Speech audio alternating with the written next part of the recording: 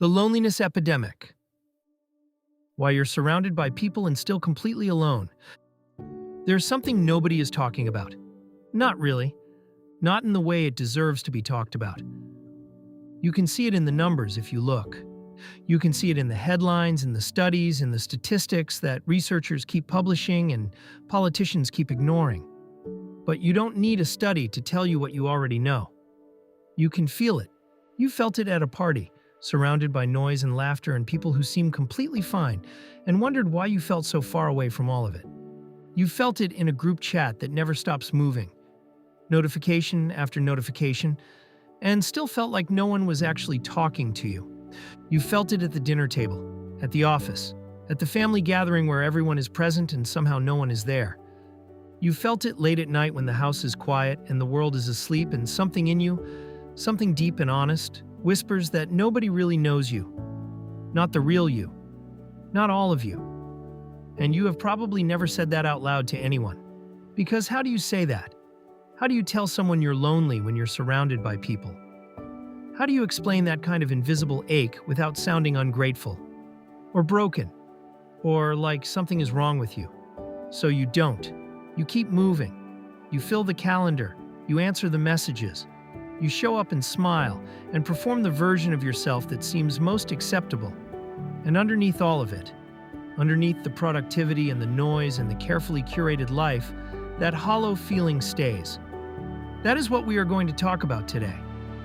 Not loneliness as a concept. Not loneliness as a statistic. Loneliness as the thing you actually feel when no one is watching.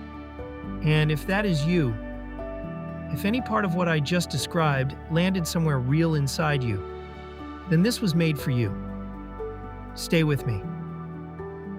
The first thing I want you to hear before anything else is this. You are not broken. You are not weak. You are not damaged. You are not failing at something everyone else has figured out. You are not too much or too little or too late or too far gone. You are human. And this and what you are feeling is one of the most human things there is. I want you to hear that again, because I know how easy it is to turn loneliness into a verdict on yourself.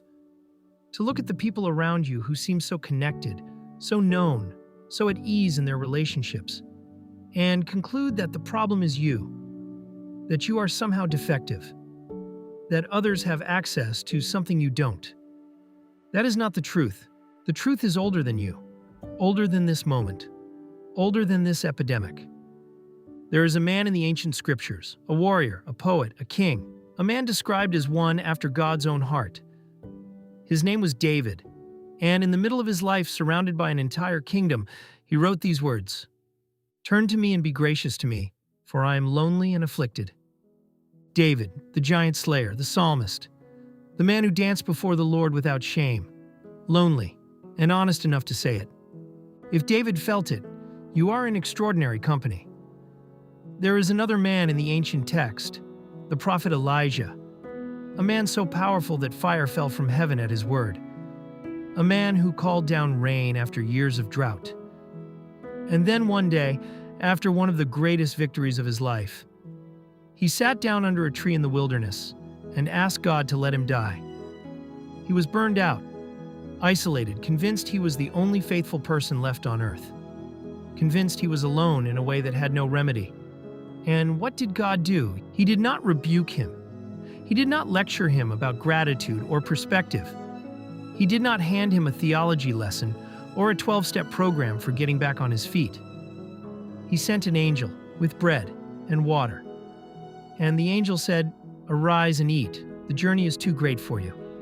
God met Elijah in his loneliness before he spoke a single word into it. He fed him. He let him rest. He sat with him in the wilderness. And only then, gently, quietly, did he begin to lead him forward. That is the model. That is what this is.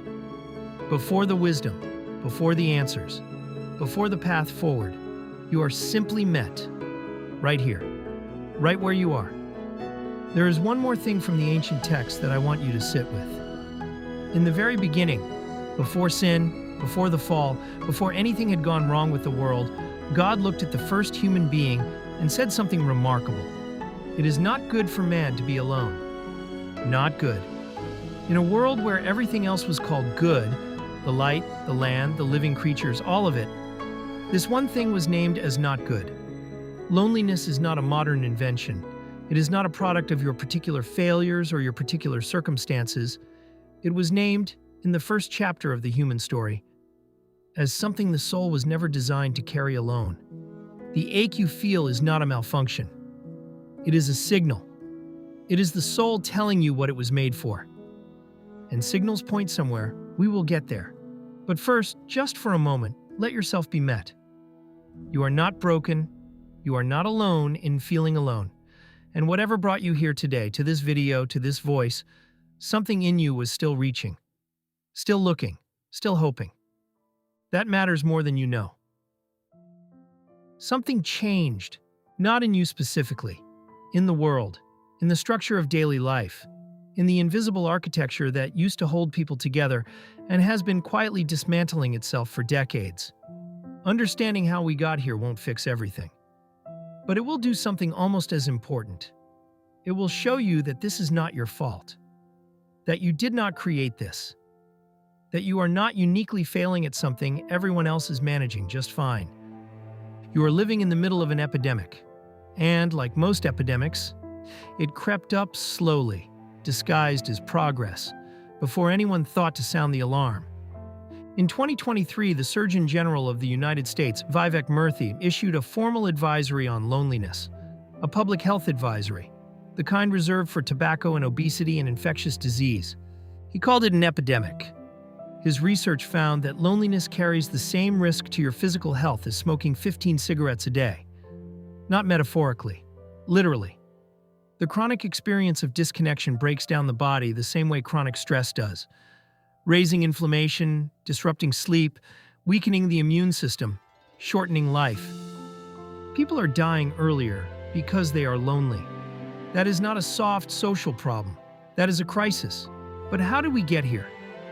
How did a species that survived for hundreds of thousands of years, through community, through tribe and village and covenant and clan, arrive at a moment where the most common living arrangement in the most prosperous nation in history is a single person, alone in a room?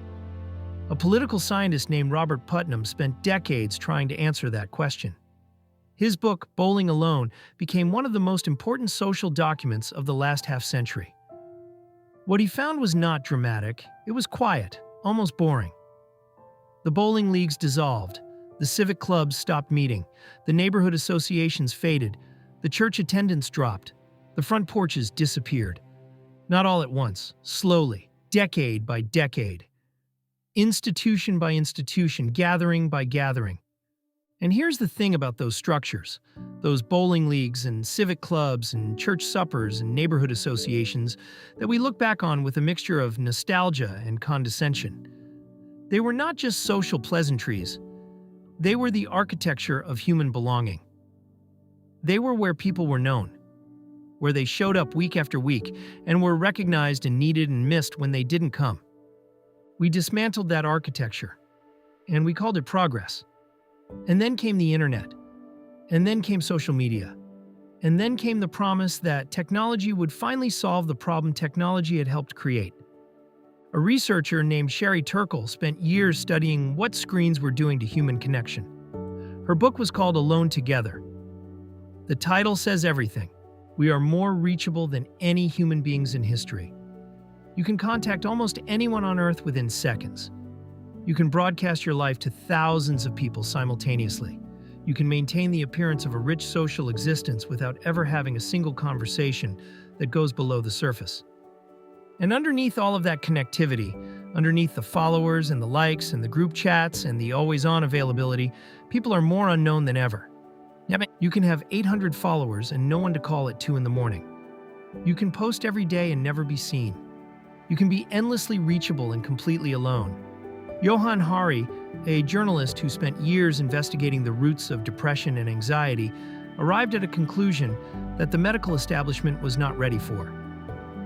He argued that much of what we are medicating, much of what we are diagnosing, much of what we are managing with therapy and pharmaceuticals and wellness routines is actually disconnection from people, from meaning, from purpose, from the things the human soul was built to live inside of.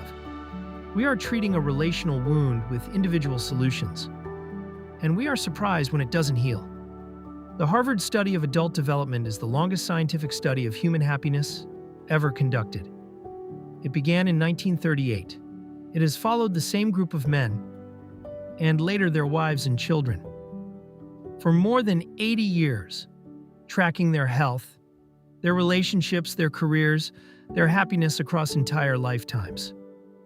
And after 80 years, after all the data and all the variables and all the analysis, the conclusion was almost embarrassingly simple. The people who stayed healthiest and happiest longest were not the wealthiest, not the most successful, not the most disciplined or the most accomplished or the most admired. They were the people with the deepest relationships, the people who felt truly known, the people who had someone, even just one someone, who would show up. That is it. After 80 years. That is the finding, not what you achieve, who you have. And we are living in a world that has systematically made that harder to find. The ancient world understood something we forgot. The Greek agora, the open marketplace at the center of every city, was not just a place of commerce. It was where people gathered, where they argued and philosophized and did business and raised children and became known to one another. Community was not a weekend activity.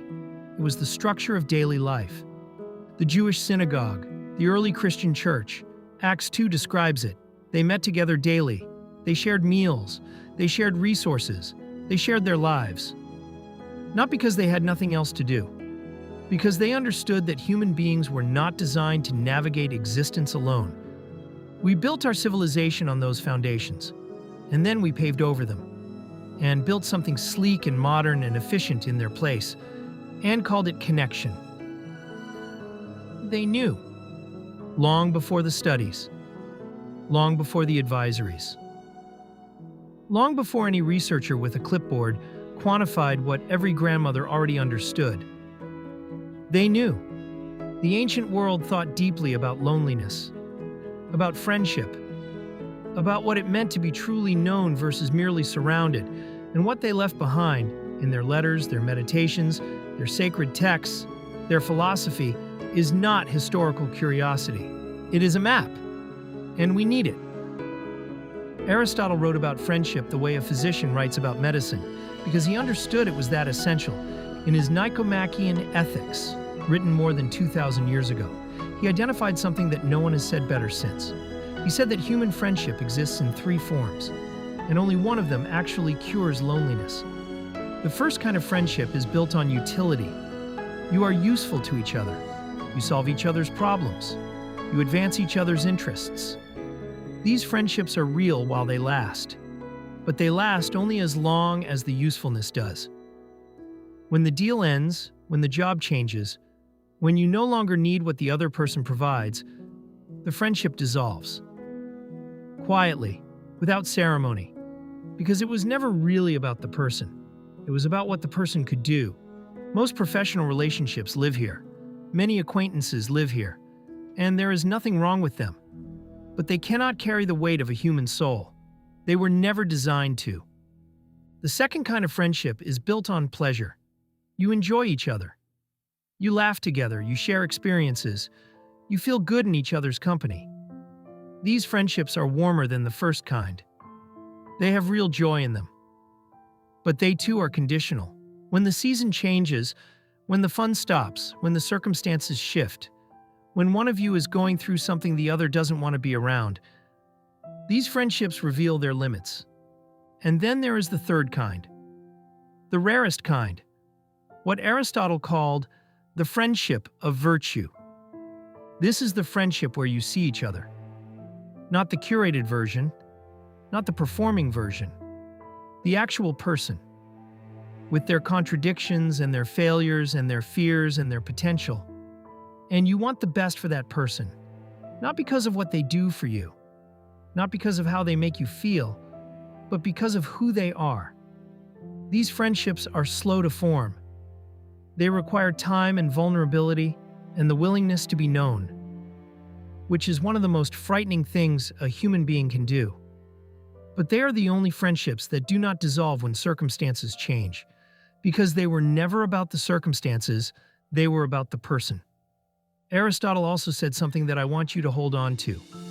He said that man is a social animal, a zoon politikon, that we are not designed for solitude the way we are not designed to breathe underwater, and that, to live entirely without genuine human community, a person must be either a beast or a god.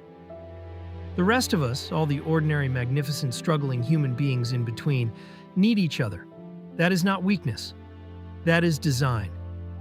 And here's the thing that Aristotle observed that cuts closest to the modern wound. He said that a person who has many acquaintances, who is known to many, whose name is recognized, who is never without company, may still have no friends at all. You can be socially full and relationally starving. He knew that. 2,000 years ago, before social media, before smartphones, before any of the machinery we have built to manufacture the appearance of connection. He knew. Thomas à Kempis was a monk who lived in the 15th century. He wrote a small book called The Imitation of Christ that has never gone out of print. More than 500 years later, it remains the most widely read Christian book outside the Bible itself. He was a man who lived in community, in the monastery, surrounded by brothers, and yet spent his life meditating on the difference between being with people and being truly connected. Between noise and presence, between the company we seek to avoid ourselves, and the solitude that leads us back to who we actually are. He wrote something that lands differently in our age than it must have in his. Many words satisfy not the soul. Think about that. A monk in the 15th century, centuries before the internet, centuries before the infinite scroll, centuries before the 24-hour news cycle and the group chat and the podcast and the reel, already understood that words without depth leave the soul hungry. That volume is not the same as nourishment. We are drowning in words, in content, in communication, in the endless river of human noise that flows through our devices every hour of every day. And the soul sits in the middle of all of it, unsatisfied, unnamed, unknown. Thomas à Kempis also drew a distinction that I think is one of the most important things a lonely person can hear. There is a solitude that heals, and there is an isolation that hollows. They feel similar from the outside. Both involve being alone, both involve quiet, but they are entirely different in their effect on the soul. Isolation is a aloneness that was not chosen, or was chosen out of fear, out of pain, out of the exhaustion of pretending to be okay when you are not. Isolation shrinks you. It feeds the voice that says no one would understand, no one really cares. You are too much trouble. It is better to stay behind the wall. Solitude is different. Solitude is the chosen return to yourself. It is the stillness that lets you hear your own soul, your actual self, beneath the performance and the noise and the roles you play for everyone around you. True solitude does not isolate you from others. It prepares you for them, because you cannot truly connect with another person until you know who you are when no one is watching. Thomas à Kempis understood that we often fill our lives with company to avoid exactly that encounter, the one with ourselves. We surround ourselves with noise and busyness and social obligation because the silence is where things we don't want to feel are waiting for us. But the things waiting in the silence are not enemies. They are just the truth. And the truth, however uncomfortable, is always the beginning of something better. Seneca was a Roman philosopher who lived and wrote in the 1st century. His letters, written to a young friend named Lucilius, are among the most intimate and practical pieces of ancient wisdom ever produced. They read less like philosophy and more like correspondence from a brilliant, honest older friend who has been through things and wants to save you some pain. He wrote about community with a precision that cuts through 2,000 years without losing any of its edge. Associate with those who will make a better man of you. Welcome those whom you yourself can improve. That is the Stoic vision of friendship. Not a network, not a social circle assembled for comfort or status, or the ease of spending time with people who agree with you. A chosen community of people who call out the best in each other, who make you more, not less, through their presence. Seneca understood something the modern world has largely forgotten: that the people you allow close to you, the voices you let speak into your life consistently, do not just influence you. They shape you. They become part of the inner architecture of who you are. Their values seep into your values. Their habits become your habits. Their way of seeing the world gradually becomes part of how you see it. This is not abstract. It is almost mechanical. The people you are around most become part of you, which means that the loneliness epidemic is not just about having fewer people. It is also about the quality of the people we have, about whether the people in our lives are drawing out what is best in us or crowding it out, about whether we are known or merely tolerated, seen or merely present. Seneca also said something that seems like a contradiction until you sit with it long enough.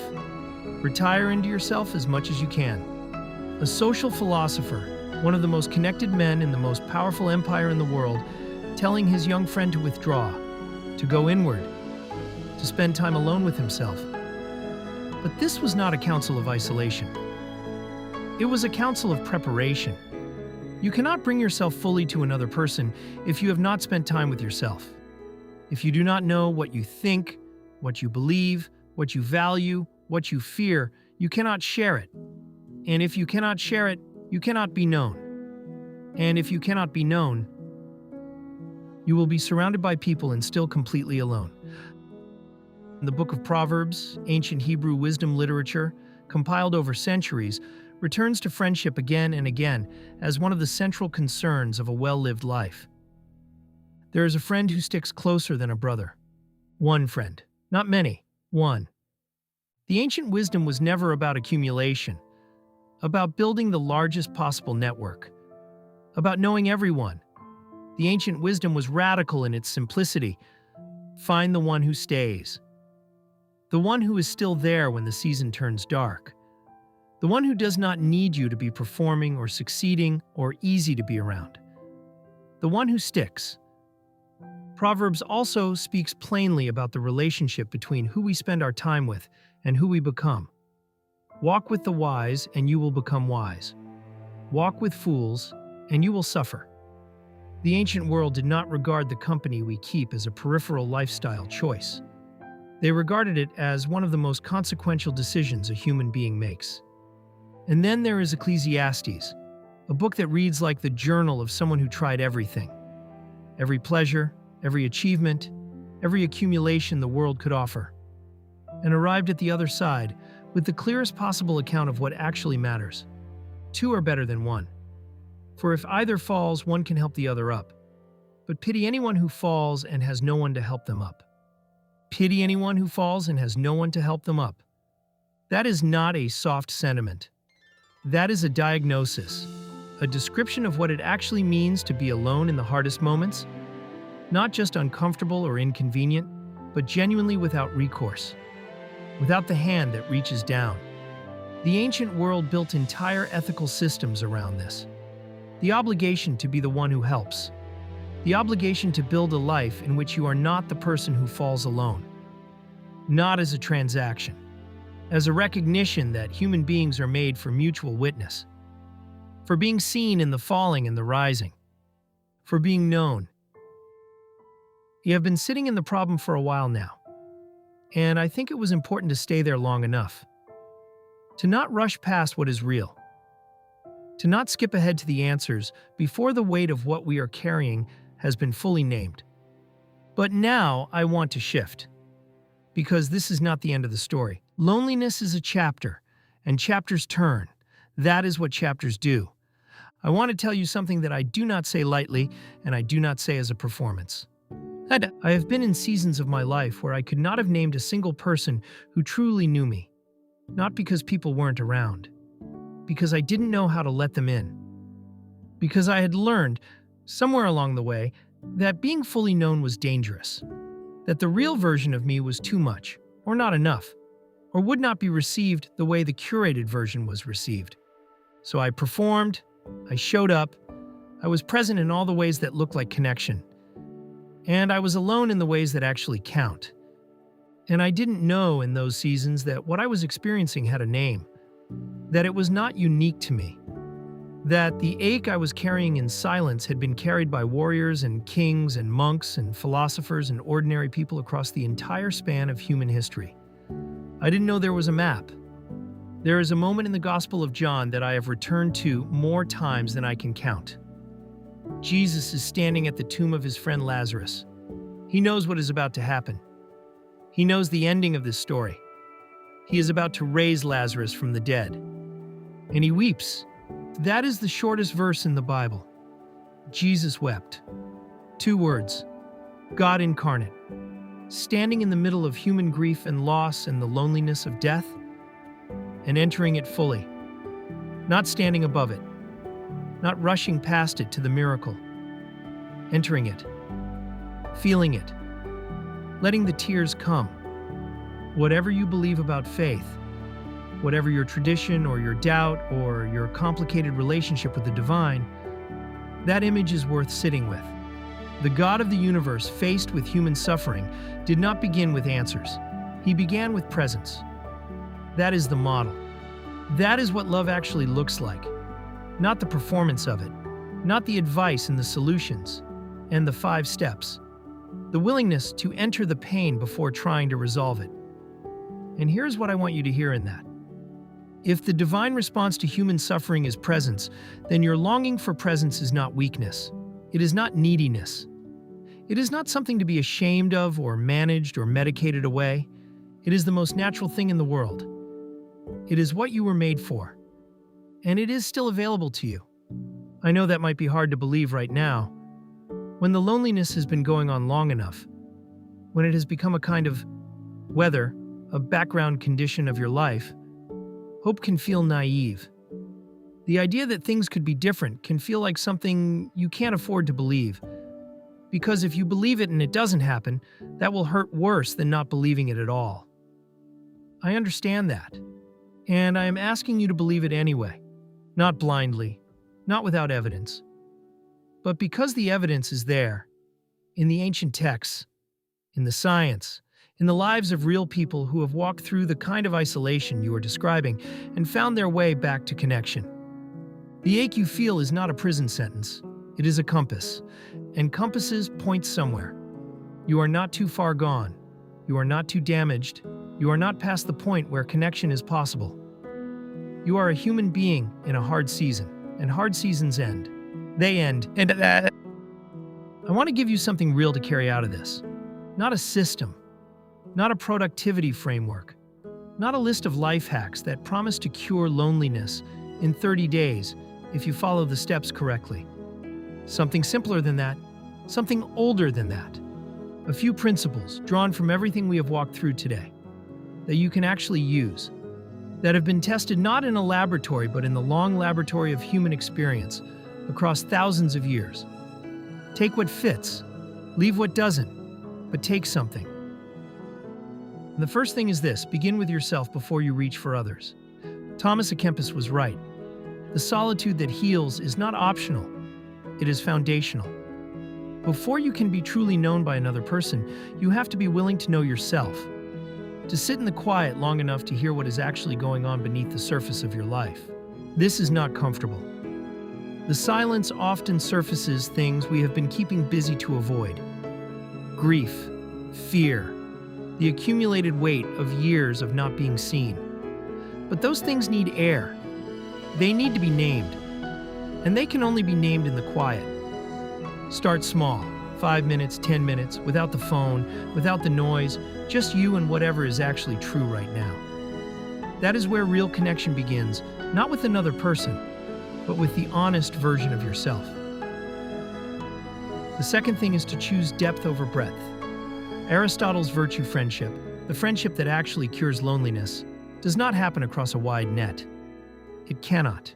It requires investment, time, consistency, the willingness to show up for the same person again and again until the relationship has enough history to hold weight. Most of us are spreading ourselves thin, maintaining 100 surface connections and investing deeply in none, and wondering why we feel alone. What would it look like to choose one person, maybe someone already in your life, and go deeper? To ask the real question instead of the easy one. To share something true instead of something safe. To invest in that relationship with the same intentionality you invest in your work or your health or anything else you care about. One real conversation is worth 100 surface ones.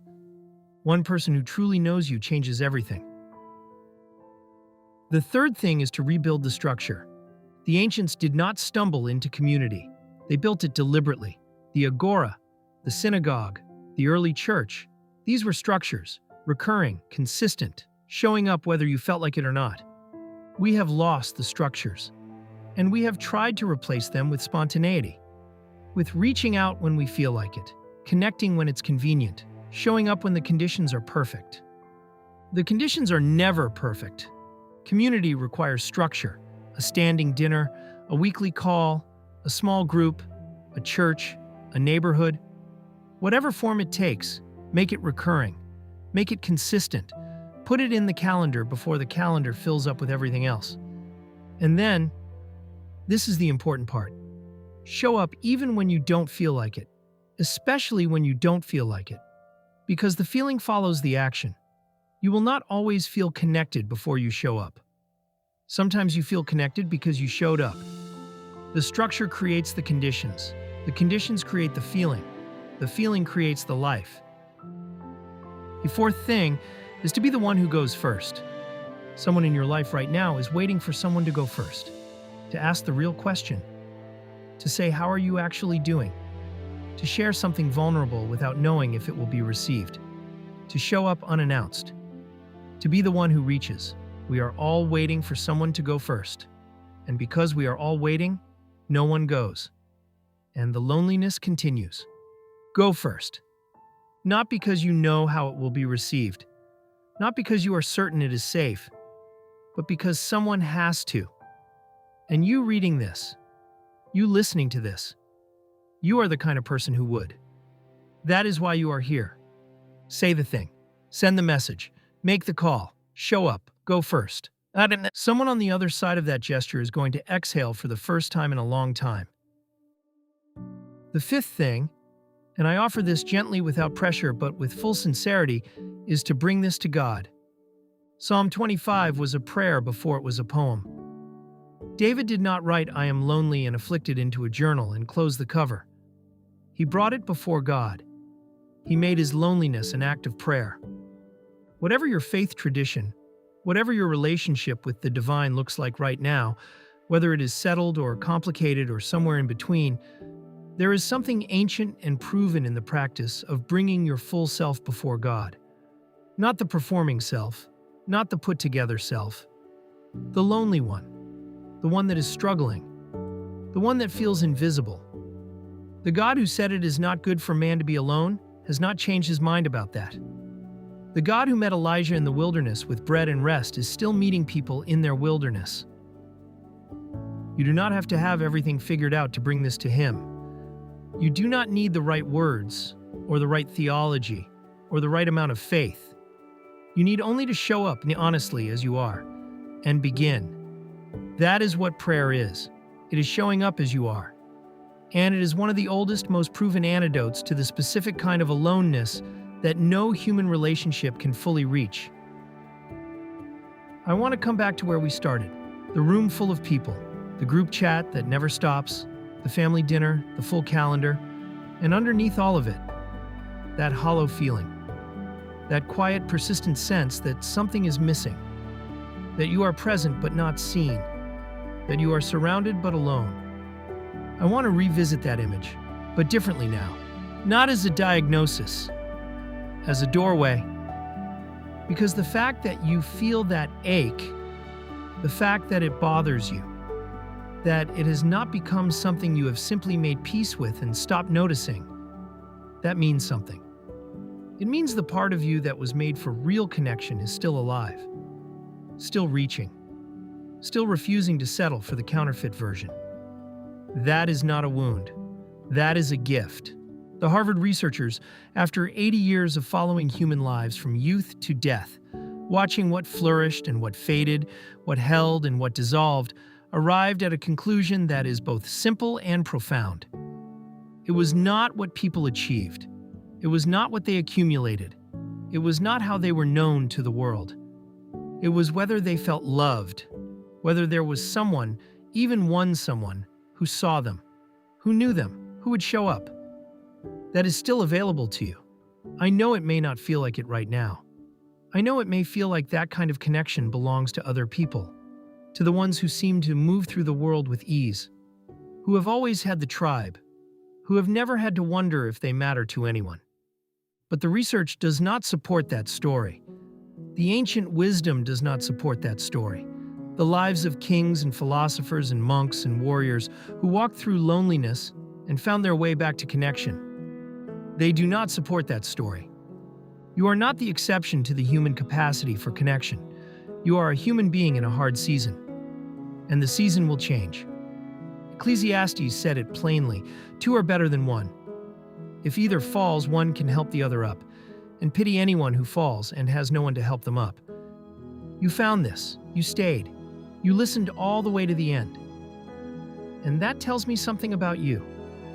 It tells me you are still reaching, still hoping, still willing to believe that something better is possible. That is not a small thing.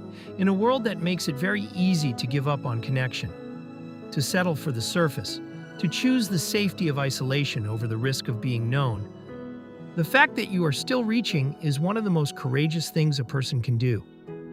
I made this because I needed it once, because there was a season when I was the person sitting in the quiet, wondering if anyone actually knew me, wondering if the real version of me, not the performing one, not the capable one, not the one who had it together, was someone anyone would actually choose to be around. And I found my way through it, not all at once, not without difficulty, but through it. And I believe you will too. You are not alone in feeling alone. You are stronger than this season has made you feel. And you are more capable of real connection than the loneliness has convinced you to believe. The ancient wisdom agrees. The science agrees. And something in you, the part that found this, the part that stayed, agrees too. This is what Bold Sources is for. Not just information, not just content to consume and move on from. A place to return to. A voice that is here when you need it. A source that keeps flowing. You belong here. Come back whenever you need to. And I'll see you in the next one.